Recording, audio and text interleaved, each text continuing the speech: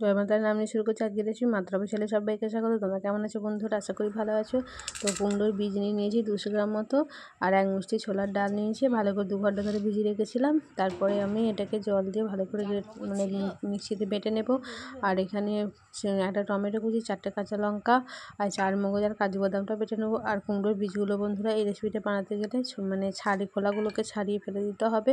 আর এটা কিন্তু আমাদের প্রায় 1 মাস মতো সময় লেগেছিলো। তো কুমড়োর বীজ ছাড়িয়ে তবে কিন্তু মানে 200 গ্রাম মতো কুমড়োর বীজ হয়েছিল। আর এই রেসিপিটা দারুণ লাগে খেতে।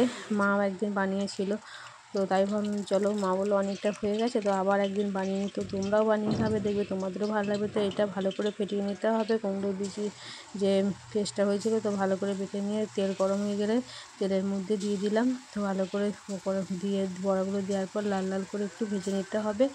তো লাল লাল করে ভেজে নিলে কিন্তু বড়াগুলো ভেঙে যাবে না, তাই একটু লাল লাল করে উলট পালট করে ভেজে নিতে হবে। আর নিরামিষের দিনে কিন্তু এই রেসিপিটি সবসময় মনে করি যে কী রান্না হবে, তখন কিন্তু এইসব রেসিপিগুলো বানানো হবে দারুণ লাগে খেতে। আর তারপরে দুমো করে আলু কেটে রেখেছিলাম, বড়াগুলো ভেজে তুলে নিলাম। একটু নুন হলুদ দিয়ে ভালো করে লাল লাল করে আলুগুলো ভেজে নিলাম। নিরামিষ তরকারিতে একটু আলু না ভাজলে বা যে কোনো তরকারিতে আলু একটু যদি না ভেজে নেওয়া হয়, আলুর একটা গন্ধ থাকে, তো ভেজে নিলাম। তারপরে কড়াইয়ে দেখো সর্ষের তেল দিয়ে দিলাম তো কিছুটা পরিমাণ। তারপরে আবার তেজপাতা, 5 ফোড়ন, একটা লঙ্কা ফোড়ন দিয়ে দিলাম। তারপর হলুদ দিয়ে দিলাম, আর 2 চামচ আদা বাটা, আর 1 চামচ জিরে বাটা আর ধনে বাটা দিয়ে দিলাম। সব মশলাটা ভালো করে কষিয়ে নিতে হবে তেলের মধ্যে। তো কষিয়ে নেওয়ার পর এখানে দেখো কাজু বাদাম, টমেটো আর কাঁচা লঙ্কার যে পেস্টটা, 4 মগজের যে পেস্টটা বানিয়ে রেখেছিলাম, সেটাও ঢেলে দিলাম। তো এটা ভালো করে ঢেলে দেওয়ার পর একটু বেশ কিছুক্ষণ ধরে নাড়াচাড়া করে নিতে হবে যতক্ষণ না তেল ছাড়ছে আর মানে কাঁচা কাঁচা গন্ধটা চলে যাবে। তো বেশি কিছুক্ষণ নাড়াচাড়া করে স্বাদ মতো নুন আর চিনি দিয়ে দিলাম। তো দেখো নাড়াচাড়া করে যখন দেখলাম একটু তেল ছেড়ে গেছে, তখন ভেজে রাখা আলুগুলো দিয়ে দিলাম। ভেজে রাখা আলুগুলো দিয়ে দেওয়ার পর আবার বেশ কিছুক্ষণ কষিয়ে নেবো।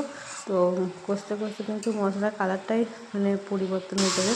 তো দেখো তারপরে আমি দিয়ে দিলাম জল আলুটা সিদ্ধ হওয়ার জন্য। 10 মিনিট ঢাকা দিয়ে রেখে দেবো।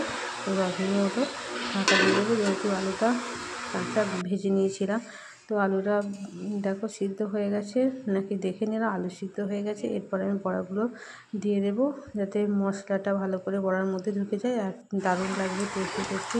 তো বড়াটাও দিয়ে দিলাম, এর মধ্যে খেতে দিলাম। তারপরে নাড়াচাড়া করে নিলাম, আর নামাবার আগে একটুখানি ঘি দিয়ে দিলাম।